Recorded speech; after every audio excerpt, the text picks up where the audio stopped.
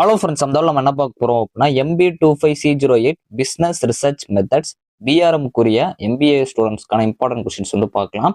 Unit 1 இதில் பார்ட்டே பொறுத்த வரைக்கும் ஒன் வேர்ட்ஸ் மட்டும் கொஞ்சம் அடிஷனலாக படிச்சுக்கோங்க. இதை கொடுத்துருக்க இதுவும் பார்த்துக்கோங்க. அடிஷனலாகவும் கொஞ்சம் நிறையா படிச்சு வச்சுக்கோங்க. அதே மாதிரி உங்களுக்கு நான் இந்த சப்ஜெக்ட்ல போறதுக்கு முன்னாடி ரெண்டு விஷயம் சொல்லிடுறேன். இதான் மெயின். ஒன்று, உங்களுக்கு ரிசர்ச்னு வர்ற கான்செப்ட்ஸ் எல்லாமே முக்கியம். ரெண்டாவது, டைப்ஸ் கான்செப்ட் முக்கியம். உள்ள போறப்போ உங்களுக்கு ஈஸியாக வந்து புரியும். ஸோ இப்போ 3 மார்க்ஸ்.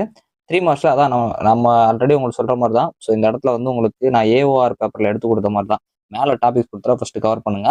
பிசினஸ் ரிசர்ச் ரொம்ப ரொம்ப முக்கியம். ஃபர்ஸ்ட் கொஸ்டினா மோஸ்ட்லி இருக்கும். அதாவது நான் உங்களுக்கு பிராக்கெட்ல கொடுக்குற ஃபர்ஸ்ட் பிசினஸ் ரிசர்ச்னா என்ன படிச்சுட்டு அதோட சிக்னிஃபிகன்ஸ் படிங்க. இது ரொம்ப முக்கியம். எம்பிரிக்கல் ரிசர்ச் ரொம்ப முக்கியமான ஒன்று. ஹைபோதீசிஸ் கான்செப்ட் வந்து கேட்பாங்க. அது போக வந்து இந்த எக்ஸ்ப்ளோரேட்டரி அண்ட் கேஷுவல் ரிசர்ச் இது வந்து ரொம்ப முக்கியமான ஒன்று. ஒரு டிஃபரன்ஷியேட்ல டிஸ்டிங்யூஸ் பார்த்துக்கோங்க. இது ஒரு சில பேப்பர்ஸ் வந்து கேட்டிருந்தாங்க. ஸோ இந்த ரிசர்ச் ப்ராப்ளம் ரொம்ப முக்கியம். ரிசர்ச் கொஸ்டினும் கேட்கலாம், பட் ரிசர்ச் ப்ராப்ளம் ரொம்ப ரொம்ப முக்கியம். அந்த ப்ராப்ளம் பேஸ்டு கொஸ்டின்ஸ் பார்த்துக்கோங்க. மோஸ்ட்லி இது எல்லாமே தியரிட்டிக்கல் பார்ட் தான். பார்ட் பி பொறுத்த வரைக்கும் உங்களுக்கு டைப்ஸ் ஆஃப் ரிசர்ச் இது ரெண்டு தான். அதாவது types of research, research process. நான் சொல்றேன், டைப்ஸ் பொறுத்த வரைக்கும் பிக் கொஸ்டின்ல கண்டிப்பா இருக்கும். நிறைய டைம்ஸ் கேட்டிருக்காங்க. இதில் டிஃப்ரெண்ட் டைப்ஸ் ஆஃப் ரிசர்ச் அதோட எக்ஸாம்பிள்ஸ் பார்த்து வச்சுக்கோங்க. ரிசர்ச் ப்ராசஸ் அதோட ஸ்டெப்ஸ் பார்த்துக்கோங்க. இந்த ரெண்டு ரிப்பீட்டடு. ஸோ ஒன்று இது ரெண்டுமே சாய்ஸ்ல இருக்கலாம், இல்லை ஏதாச்சும் ஒரு கொஸ்டின் கன்ஃபார்ம் வந்துடும். நல்லா படிச்சு வச்சுக்கோங்க. இதுக்கப்புறம் வந்து உங்களுக்கு யூனிட் 2ல பார்ட் ஏ பொறுத்த வரைக்கும் ஒன் வேர்ட்ஸ் மட்டும் கொஞ்சம் நம்ம எப்பயும் சொல்ற மாதிரி அடிஷனலா படிங்க. ஏன்னா உங்களுக்கு ஃபர்ஸ்ட் டைம்னால எப்படி கேட்க போறாங்கிறது தெரியல, அதனால தான் நான் சொல்றேன். 3 மார்க்ஸ் பொறுத்த வரைக்கும் உங்களுக்கு இதுல வந்து இந்த ரிசர்ச் டிசைன் வெரி இம்பார்ட்டன்ட். இதுலயும் வந்து ஃபர்ஸ்ட் கொஸ்டின் அந்த 3 மார்க்ல இருக்கும். டிஸ்கிரிப்டிவ் இது ரொம்ப முக்கியமான ஒன்று. அதான் அந்த ரிசர்ச் பேஸ்ட் இருக்க கொஸ்டின்ஸ் எல்லாமே வரும். வேலிடிட்டி அண்ட் ரிலையபிலிட்டி இது வந்து ஒரு சில டைம் வந்து பிக் கொஸ்டின்ல வருது. ஆனால் உங்களுக்கு ஃபர்ஸ்ட் டைம்ங்கிறப்போ இது வந்து 3 மார்க்ஸ்ல தான் நம்ம எக்ஸ்பெக்ட் பண்ணலாம். ஸோ அதனால இந்த டாபிக் வேணா கொஞ்சம் ப்ரீஃபாக பார்த்து வச்சுக்கோங்க. ஃபர்ஸ்ட் வந்து அந்த ரிசர்ச் டிசைன் கண்டிப்பா இருக்கும். அதில் காமன்ஸ் பார்த்துக்கோங்க. அது ஃபர்ஸ்ட் படிங்க. ரிசர்ச் டிசைனால என்ன கேட்கலாம், அதான் மெயின். அடுத்த டிஸ்கிரிப்டிவ் ரிசர்ச் ரொம்ப முக்கியம். Validity and reliability. அதே மாதிரி இந்த யூனிட்ல ஸ்கேலிங் கான்செப்டும் கேட்பாங்க. ஸோ உங்களுக்கு இது ரெண்டு சாய்ஸ்ல வருங்கிறப்போ உங்களுக்கு அதாவது ரெண்டுமே வர்றப்போ உங்களுக்கு இந்த ஸ்கேலபிலிட்டி வராது. சப்போஸ் இது கேட்கல அப்படின்னா ஸ்கேலபிலிட்டி வரும். இன்டர்னல் அண்ட் எக்ஸ்டர்னலிட்டி இதெல்லாம் கேட்டிருக்காங்க. ஸோ அதை பார்த்துக்கோங்க. 3 மார்க்ஸ்ங்கிறப்போ கொஞ்சம் எல்லாமே கவர் பண்ணுங்க. நம்ம மோஸ்ட்லி நம்ம கொடுத்துருக்கலாம் படிச்சாலே போதும். எல்லோ கலர் ஷேட் பண்ண மட்டும் நீங்க கவர் பண்ணாலே போதும். நிறைய டாபிக்ஸ் கொடுத்துருக்கு, சிலபஸ் ஃபுல்லாக கவர் ஆகணும் அப்படிங்கிறக்காக. பட் உங்களுக்கு 2 டாபிக் தான் மெயின், அதை தான் எல்லோ கலர்ல கொடுத்துருக்கேன். பார்ட் பி பொறுத்தவரை ரிசர்ச் டிசைன் கண்டிப்பாக அந்த ரிசர்ச் டிசைன்ல வந்துடும். அந்த ரிசர்ச் டிசைன்ல தான் டைப்ஸ், காம்பனன்ட்ஸ், இல்லஸ்ட்ரேஷன் பண்ண சொல்லுவாங்க. பார்த்துக்கோங்க. ஸ்கேலிங் இதில் வந்து இந்த ஸ்கேலிங் வேணும். அதில் இந்த ஸ்கேலிங் டெக்னிக்ஸ் வெரி இம்பார்ட்டன்ட். அது போக அந்த ஸ்கேலோட டைப்ஸும் பார்த்துக்கோங்க. ஆக்சுவலாக ஸ்கேலிங் டெக்னிக்ஸ் தான் ரிப்பீட் ஆயிருக்கு, நல்லா பார்த்துக்கோங்க. அதே மாதிரி ரிசர்ச் டிசைனு. ஸோ அடுத்து யூனிட் 3 இதில் வந்து உங்களுக்கு ஒன் வேர்ட்ஸ் பொறுத்த வரைக்கும் கொடுத்துருக்கேன். கொஞ்சம் அடிஷனலாகவும் நிறையா படிச்சுக்கோங்க. ஸோ அடுத்து வந்து உங்களுக்கு 3 மார்க்ஸு. இதில் வந்து உங்களுக்கு இந்த டேட்டா கான்செப்ட் வந்து கேட்பாங்க. அதாவது பிரைமரி அண்டு செகண்டரி டேட்டான்னு உங்களுக்கு சேர்த்து கொடுத்துருப்பாங்க. அதை வந்து அப்படியே சேர்த்து ஒருக்க படிச்சுக்கோங்க. அப்படி இல்லை அப்படின்னாலும் தனியாக படிக்கிறப்போ அந்த பிரைமரி டேட்டா அப்படிங்கிறது தனியாகவும் செகண்டரி டேட்டாவை தனியாகவும் படிச்சுக்கோங்க. அதில் பிரைமரி டேட்டா வெரி இம்பார்ட்டன்ட். நல்லா படிச்சு வச்சுக்கோங்க. அதே மாதிரி இந்த கொஸ்டினரி ரொம்ப ரொம்ப முக்கியமான ஒன்று. ஸோ நான் மேலே ப்ராக்கெட்டில் கொடுத்துருக்கேன், நீங்கள் பார்த்து வச்சுக்கோங்க. நான் வந்து பர்டிகுலராக இதெல்லாம் ரிப்பீட் ஆயிருக்குங்கிறத மென்ஷன் பண்ணி சொல்கிறேன். அதே மாதிரி வந்து இந்த ஆப்டிமல் சாம்பிள் சைஸ் இது ரொம்ப முக்கியமான ஒன்று. சாம்பிள் சைஸ் ரொம்ப முக்கியமான ஒன்று. சாம்பிளிங் பிளான ஒரு சில டைம் பிக் கொஸ்டின்ல ரெண்டு டாபிக் அதாவது சாம்பிளிங்கோட கான்செப்ட் ரெண்டு சேர்த்து கேட்டிருக்காங்க. ஆனால் நீங்கள் வந்து இது இப்போதைக்கு 3 மார்க்ஸ்ல படிங்க. ஏன்னா ஃபர்ஸ்ட் டைம்ங்கிறப்போ அந்த இது வந்து இம்பார்ட்டன்ஸ் இதுக்கு இருக்கு, அதுக்கான தான் சொல்கிறேன். ஸோ டைப்ஸ் ஆஃப் டேட்டாவும் பார்த்துக்கோங்க. ஆக்சுவலாக டைப்ஸ் கான்செப்ட் வெரி இம்பார்ட்டன்ட். இந்த யூனிட்ல மட்டும் தான் டைப்ஸ் ஆஃப் டேட்டாங்கிறது நம்மளுக்கு 3 மார்க்ல வருது. மித்த எல்லாமே பிக் கொஸ்டின்ல தான் எதிர்பார்க்கலாம். ஸோ இப்போ பார்ட் பி பொறுத்த வரைக்கும் மெத்தட்ஸ் ஆஃப் பிரைமரி டேட்டா இதெல்லாம் அடிச்சு தோச்ச கொஸ்டின். இதில் வந்து இந்த மெத்தட் கான்செப்ட் வந்து ஒரு சில டைம் வந்து 3 மார்க்ல வந்திருக்கு. அதுதான் மோஸ்ட்லி இந்த டைம் உங்களுக்கு பிக் கொஸ்டின்ல தான் எதிர்பார்க்கலாம். அதுபோக வந்து சாம்பிளிங், இந்த சாம்பிளிங் டெக்னிக்ஸ் ரொம்ப முக்கியம். சாம்பிளிங் மெத்தட்ஸ் முக்கியம். அதில் டெக்னிக்ஸ் ரிப்பீட்டட் நல்லா பார்த்து வச்சுக்கோங்க. ஸோ பார்த்து வச்சுக்கோங்க. இதில் அதோட டெக்னிக்ஸ் அதை பார்த்து வச்சுக்கோங்க. அடுத்து வந்து 4th யூனிட்.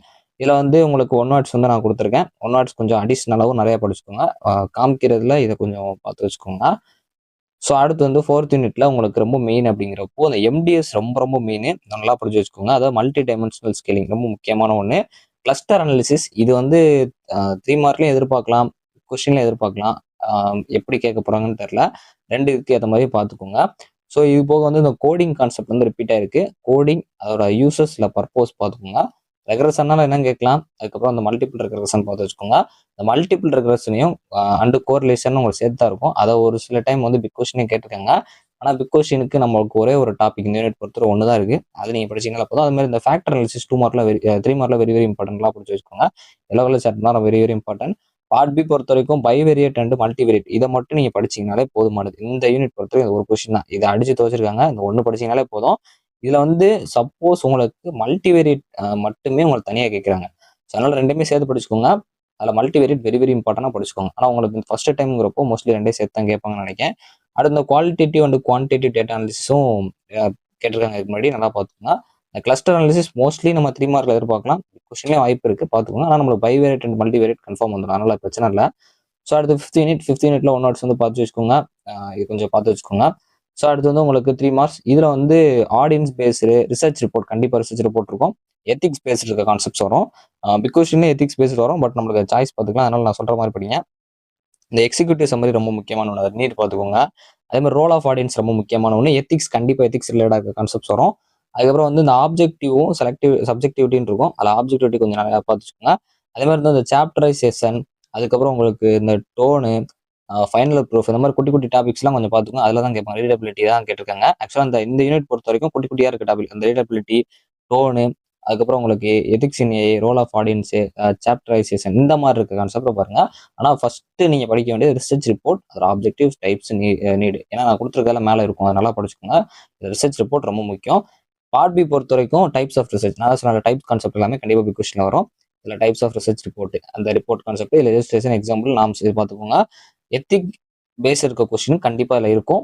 பட் வந்து இதுக்கு நமக்கு சாய்ஸ்ல இன்னொரு கொஸ்டின் இருக்கு. Subjective and objectives in research, அதோட ரோல் பார்த்துக்கோங்க. இல்லை ஃபர்ஸ்ட் அந்த டைப்ஸ் தான். இதை மட்டும் படிச்சீங்கனாலே போதும். இன்னொரு கொஸ்டின் அப்ஜெக்டிவ் வரலாம். அதாவது சப்ஜெக்டிவிட்டி அண்ட் அப்ஜெக்டிவிட்டி வரலாம். அப்படி இல்லை அப்படி இது வரலன்னா எத்திக்ஸ் அண்ட் எத்திக்கல் பிஹேவியர் வரும். ஆனால் மோஸ்ட்லி நீங்கள் டிஃப்ரெண்ட் டைப்ஸ் ஆஃப் ரிசர்ச் ரிப்போர்ட்டை படிச்சுக்கோங்க. பேக்கப்புக்கு எதுக்கு 2 டாபிக்ஸ் படிச்சு வச்சுக்கோங்க. ஸோ லாஸ்ட் 6th யூனிட் இது வந்து கொஞ்சம் புது யூனிட்டாக இருக்கு. ஸோ ப்ரீவியஸ் ரெகுலேஷன்ல இல்லாத மாதிரி ஒரு டாபிக். அதனால நான் வந்து கொஞ்சம் அசம் பண்ணி எடுத்திருக்கேன். ஸோ இதை பார்த்துக்கோங்க 1 வேர்ட்ஸ். ஸோ இதில் வந்து 3 மார்க்ஸ் பொறுத்த வரைக்கும் உங்களுக்கு ரிசர்ச் இன்டெகிரிட்டியில் தான் ரெண்டுமே கேட்க வாய்ப்பு இருக்கு. ஸோ பார்த்துக்கோங்க. மோஸ்ட்லி உங்களுக்கு 6 யூனிட்ஸ்ங்கிறனால 5 யூனிட்ஸ் கணக்கு படி தான் எடுப்பாங்க. அதனால் ஏதோ ஒன்றில் தான் இது வரப்போகுது. ஒன்று 12 மார்க் இருக்கலாம், இல்லை 3 மார்க்ஸில் இருக்கலாம். அதனால் இந்த ரிசர்ச் இன்டெகிரிட்டியோட வயலேஷன் கான்செப்ட்ஸ் பார்த்து வச்சுக்கோங்க. அதை படிச்சிங்கனாலே மோஸ்ட்லி எது கேட்டாலும் உங்களால் அப்ரோச் பண்ண முடியும். இது போக வந்து உங்கள்கிட்ட இந்த இதில் எமர்ஜிங் ட்ரெண்ட்ஸ்லேருந்து கேட்கலாம். ஸோ எமர்ஜிங் ட்ரெண்ட்ஸ்லேருந்து கேட்குறாங்க அப்படின்னா அதில் ஏஐ பேஸ்ட் இருக்க கான்செப்ட் கேட்கலாம். நான் எக்ஸ்பெக்ட் பண்ணுறேன். ஸோ அந்த ஒரு யூனிட் மட்டும் கொஞ்சம் வித்தியாசமாக இருக்குது. அதாவது புதுசாக இருக்குது. அதனால் இதில் கொடுத்துருக்க மாதிரி பார்த்துக்கோங்க. ஸோ மோஸ்ட்லி நம்மளுக்கு மொதல் 5ல இருந்து தான் நிறைய கேட்பாங்க. இது ஒன்று வந்து நம்மளுக்கு ஒரு கொஸ்டின் சப்போஸ் சாய்ஸில் வந்தாலும் இன்னொரு கொஸ்டின் நம்ம அப்ரோச் பண்ண முடியும்.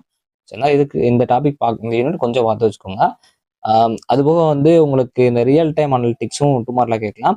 ஸோ அதே மாதிரி பார்ட் பியில் உங்களுக்கு கேஸ் ஸ்டடிஸ் கேட்க வாய்ப்பு இல்லை. பட் பார்த்து வச்சுக்கோங்க இந்த மாதிரி ஒரு ஃபார்மேட்.